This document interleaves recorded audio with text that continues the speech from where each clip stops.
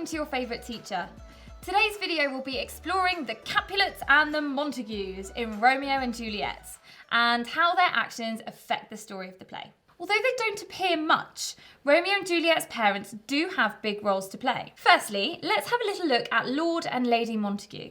Lord Montague can appear to be violent and angry, which could be where Romeo gets his hot-headedness from. He's quick to explain, "Thou villain Capulet," which Shakespeare deliberately does to establish his authority.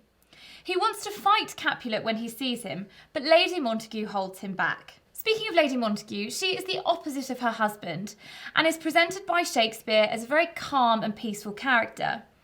It's also her who puts a stop to the fighting at the beginning of the play, saying, "Thou shalt not stir one foot to seek a foe."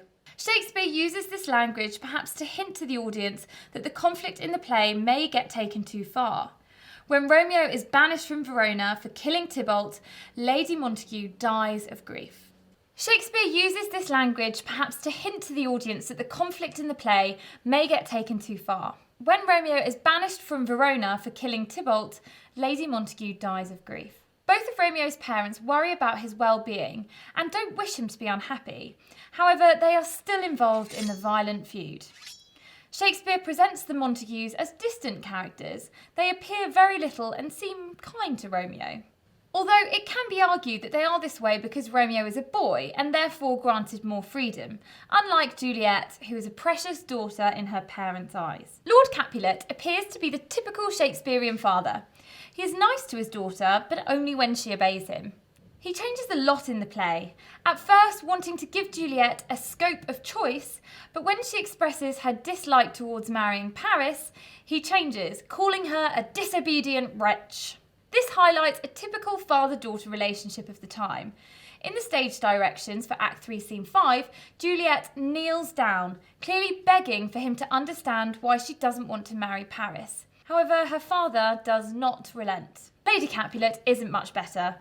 Instead, she's portrayed as bossy and ambitious. She only wants Juliet to marry Paris for the wealth and status, something very common at the time in which the play was written. This would ensure a good spot in society, demanding more respect from others. Lady Capulet doesn't appear to be comfortable in Juliet's presence.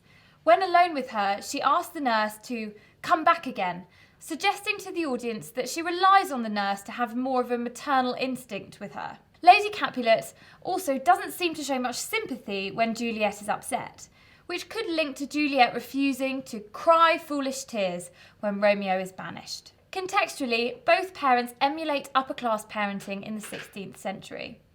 Whilst Romeo's parents allow him more freedom, reflected in their lack of stage presence, Juliet's parents depict a typical relationship between parents and daughters. Daughters were expected to behave and be dutiful, belonging to their father or husband. They definitely always had to do what they were told.